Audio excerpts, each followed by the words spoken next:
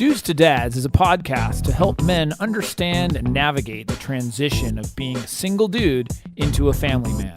How do we make sense of it all? Well, we probably won't be able to, but let's go ahead and have some fun trying.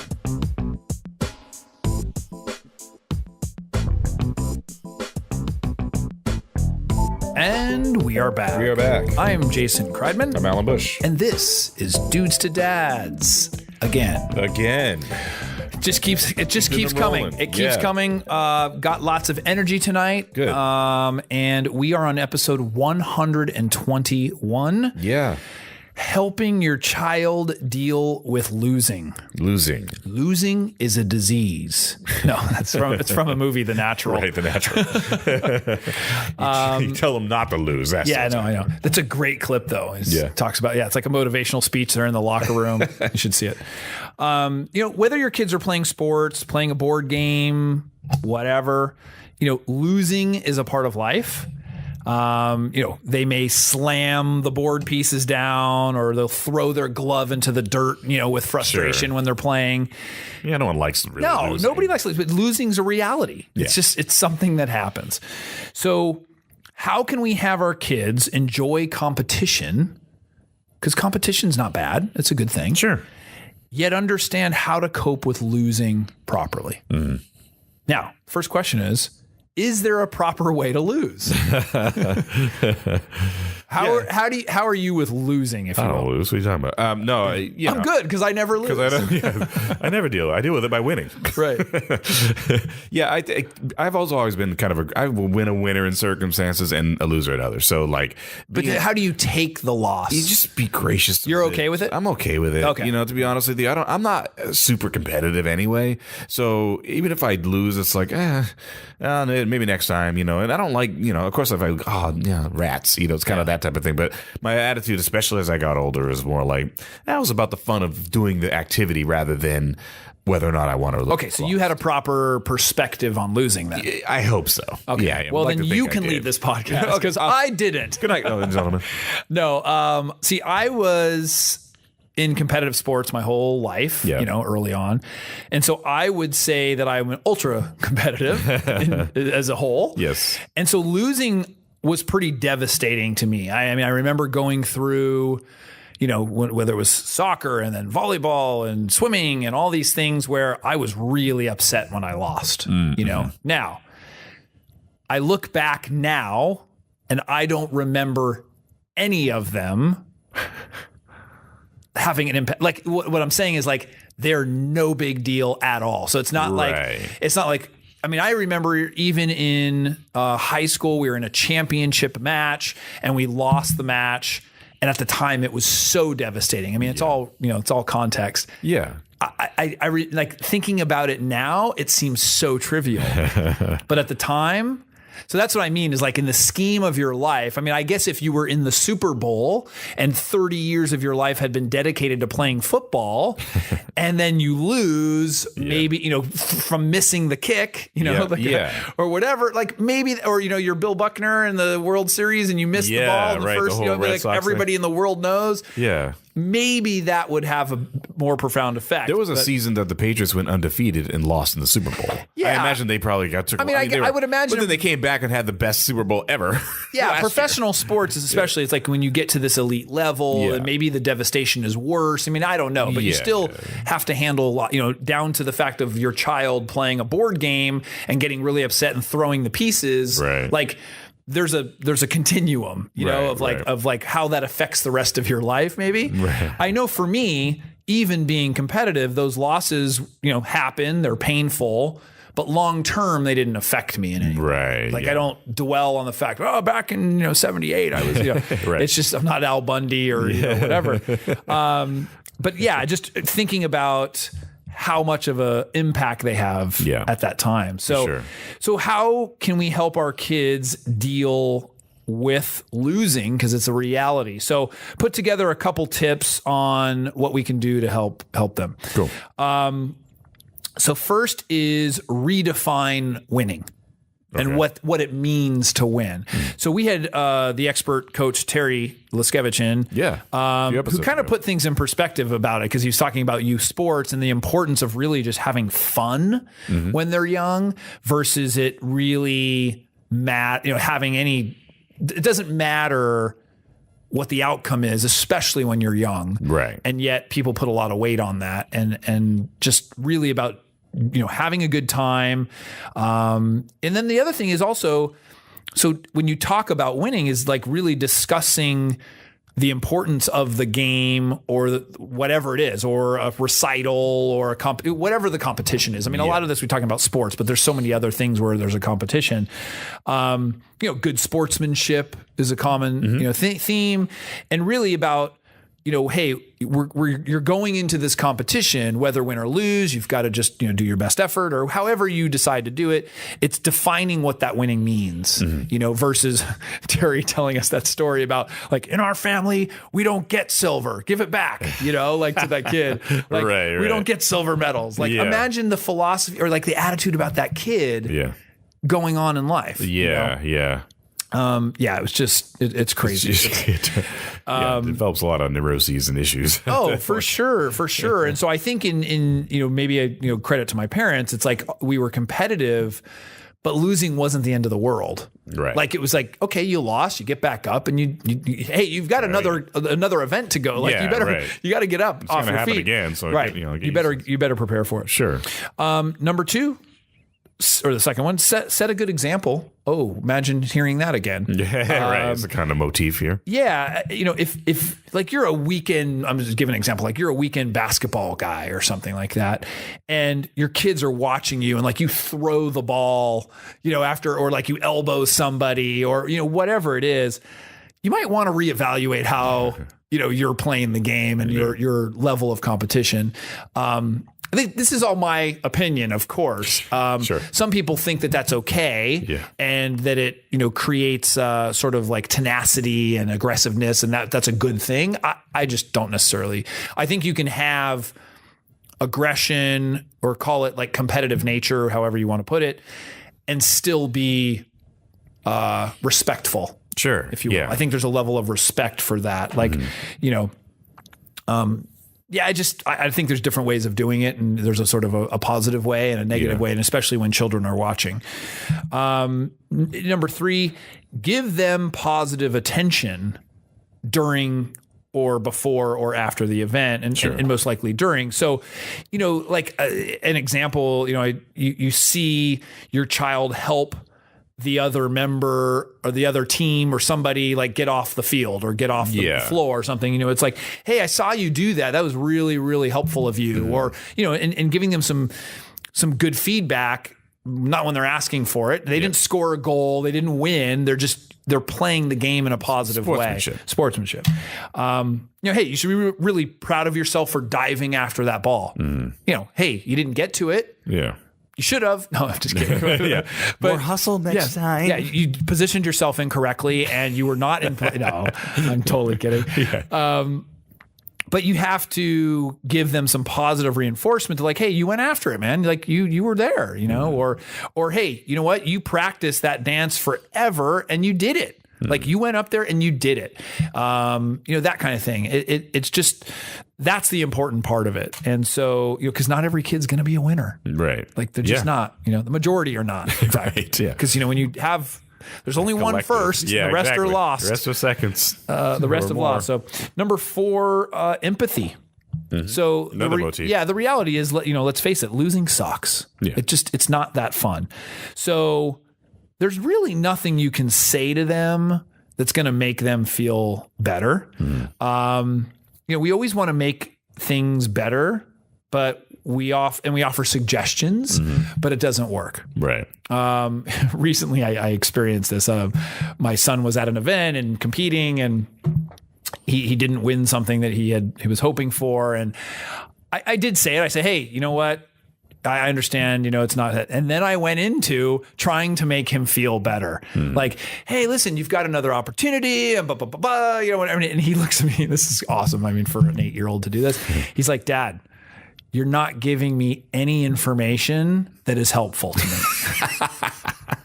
And I actually apologized later that just said, I said, you know what? I should have just stopped at losing socks. Yeah. That's it. No, I didn't have to do a speech. I didn't have to do motivation. Motivate, and the reality is he got up there and did awesome the next time. He was, but it was just awesome how he articulated. It was like, Dad, you're just not giving me any good stuff I can use here. Like, it's not making me feel better. And the fact that he can communicate that is just that. No, it was awesome. It was great. Like, and I realized what I was doing. I was being a parent. I thought I could help him feel better because he was really upset. Well, And the truth is that I probably would have just been better off saying, you're right, it sucks. I'm sorry that you feel that way. Well, and let you be in the moment of it sucking. It's okay. Like a lot of times I might complain about something to a friend, and if they're trying to help me and they give me all this advice, well, tomorrow will be a better day. I'm like, I know this. I just wanted to vent. You're not giving me advice. Yeah, exactly. I'm going to use Case's line, dude. That's awesome. I'm going to quote him on that. To quote an 8-year-old friend of mine. Yeah, totally. So give empathy, and just maybe I should have said empathy and then stop there. Number 5, teach them to win gracefully. Yeah. So, celebrating a win is great. High-fiving, getting excited. However, you don't want to rub it into somebody's face. Mm-hmm. That's the part where some of these like celebration dances, like I understand that part, or like, looking over at somebody and pointing, or like, it's just, you don't need to do that. You've already done what the task required, right? And you've won. Like, you already have that. Yeah. So the idea of just winning gracefully is important, and just saying, "Hey, it was a great game," or whatever, and and kind of ending there, or don't, just don't say anything. Yeah. No, I'm also a fan of that too. Is like you said, winning gracefully is a big.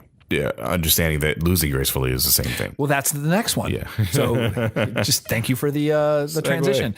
Losing gracefully is the next one. And so, explaining this, reiterating good sportsmanship, and congratulating the other person, that's something, and witnessing you as the parent do the same thing. Mm-hmm. I actually consciously did that we were at a tournament, and when my son had lost, the other boy was there. It was in a martial arts tournament, and I said, "Hey, you did really well. You did awesome. You should be really proud of yourself," to the other kid. Mm-hmm. And I kind of did that so that my son could see that, and it wasn't like, "Oh, what, you're saying good to him and not me?" And no, that was just the other kid did a really good job. Yeah. Like, he won, right? You can't say anything out. Yeah. And so it is something where, to show that behavior. So if it's on a sporting field, it is giving them a high five and saying, "Hey man, you guys played a heck of a game," or whatever that might be. And your kid's seeing that. I remember seeing that. Well, like coaches will do that. They'll come to the other coach. Totally. Like, good match, or the other quarterback, or, who are really good about that, ironically, are fighters or boxers, and MMA people. Yeah. Like, and kind of, except for a few. Yeah. There's a few of them that aren't, but normally you see the fighter kind of hug them, or like, that was a great match. Or even during the match, you're like, "That was great. Thanks for not killing me." Yeah, that was awesome the way you beat the crap out of me. Whatever it is. But they do have warriors. a certain amount of sportsmanship, because they're both in the battle with each other, but they're not enemies. They appreciate it. A lot of them are probably friends outside of the battle. Yeah. I remember seeing also a tennis match between Serena and Venus Williams against each other. Yeah. And neither one of them rubbed it in. Like, they were playing really hard and kept like a straight face. And after one of them won, I forgot who won that match. Yeah, congratulate them. They went with each other to the locker room. Neither one of them smiled. Both of them were kind of like, "All right, we just did what we have to do." Man, it's a job. That's a job. Yeah. We don't like playing against each other because we don't want to see the other person lose. And that's how much sports. Yeah. And so I think talking to your, and that's actually, the next one is learning from it. Mm-hmm. But asking the question maybe to the child is like, what would you have done differently? Yeah. If they're that upset, it's like, "Hey, would you have done anything differently?" Or say, "Oh, well, I couldn't have done anything differently. I did everything that I could." Mm-hmm. But losing provides us an ability to reflect and see how we might be able to do better next time. Yeah. So it's a learning experience. Yeah. And I think that that's an important thing to say, hey, you know what? So what could we have done differently? Could we have done anything differently? Or did they just outmatched us, outsung us, outplayed us, whatever it is. Right. Yeah. They rolled a double. Like there's nothing I could have done. Yeah. The Monopoly game, they won. They bought, Boardwalk and Park Place. Yeah, they got that Monopoly, and I landed on it 5 times. Exactly. Yeah. I'm not going to throw the pieces as a result of it. Right. And then the last thing is, teaching them to use the loss as motivation. So it's interesting. My assistant was talking. He actually does car racing. No. And he was talking about some people that he has dealt with when he was car racing. That when you get some things will happen, I guess, and you get to the end of the pack. You lose your car, stall, whatever. Something happens. And he remembers witnessing certain people that would get so upset and so frustrated that literally they're just not going to get back into the race. Like they're done, and so they weren't able to use that knocking back or whatever it is as motivation, where he said and that's why a reason why he was successful is he totally used that as motivation. Like he would get knocked back in the pack and he'd be like, oh, there's no way. Talking to himself, I was talking to him about this episode. Yeah. And he says I would use that as motivation. Like I was taught hey, you get knocked down, you get back up and you go, And so it gives you that ability to just drive harder, And so I think that's the two ways to take it. Either, hey, I'm knocked down, I'm beat, I'm not going to do it. And I think that either then comes from fear, or whatever, hey, I'm not going to be able to win, or I'm not going to be able to do anything. And so your confidence is blown. Right. Or it's a motivating factor. And for champions, it's a motivating factor to say, oh no, I just got beat up, or I just got, we lost, or whatever, or they were better. I'm going to use that as motivation for me to work hard and get it done. Yeah. And so it was interesting because it's really just made total sense. It was just really a big dynamic. No, it's not to tie into that whole Patriots thing with the last Super Bowl. Well, they recently were losing the entire game and then came back at the end and won in overtime. Yeah, it's that type of thing of right at the end of the match. They just basically use that motivating fact. If you gave up, you could have easily given up in the last quarter and been done. And they were like, no, just got to keep it. No, yeah, having a positive attitude can also, that's the only way it's going to fix the problem. Yeah. Because if you think of it negatively, it's not going to fix the problem. You're not going to win. You're not going to overcome whatever it is you're coming. It's just going to make it worse. Yeah. So the idea of having a positive attitude is going to help. So it's really, that's the way to move it forward. So, we all want our kids, I think as dads too, you all want your kids to be winners. It's just, and whatever competition, because a lot of men are competitive. It's just the nature of testosterone and everything else. But we can use losing as a learning experience, and it doesn't have to be a negative thing. Yeah. It's our attitude about it, how we handle it. And I think, helping our children, I don't say the word cope, but really manage losing. Yeah. I think is important. I mean, it gives you the ability to be a winner. Right. Imagine how that comes out. Right.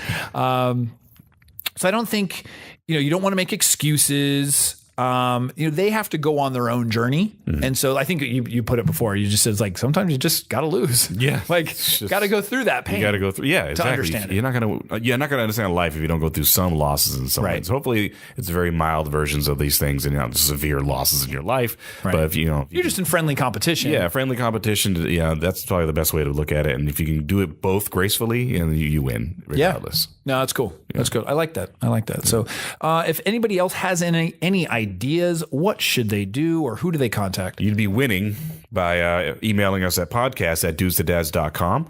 Follow us on Twitter at dudesTodads or at Facebook dudesTodads.com, and go to YouTube. Actually, and I keep forgetting that it's Dad University on YouTube. YouTube is Dad University. You can find us under Dudes to Dads. So what it is, and I'll explain it a little bit more in the coming episode, but basically Dad University is the overarching brand. Yeah. It's going to encompass a lot of different things through social media, through the website, through everything.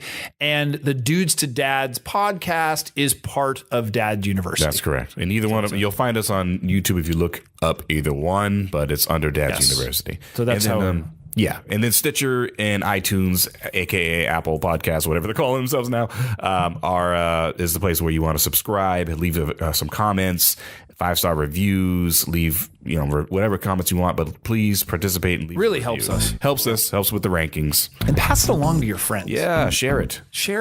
Tell everybody about the podcast. Tell and the say, dads, hey, moms, and these kids. guys are awesome. And this guy, Alan, has a really good voice. If anything. I get enough of that already. Yeah, well, I mean, for the ladies to listen, that's what I mean. For the ladies, Right. That's why we do Incentive. that. Yeah. That's why we brought you in. That's right. For the So, anyways, with that, appreciate you having or sharing this time with me, Alan. Absolutely. And we will see you next time. See you next week.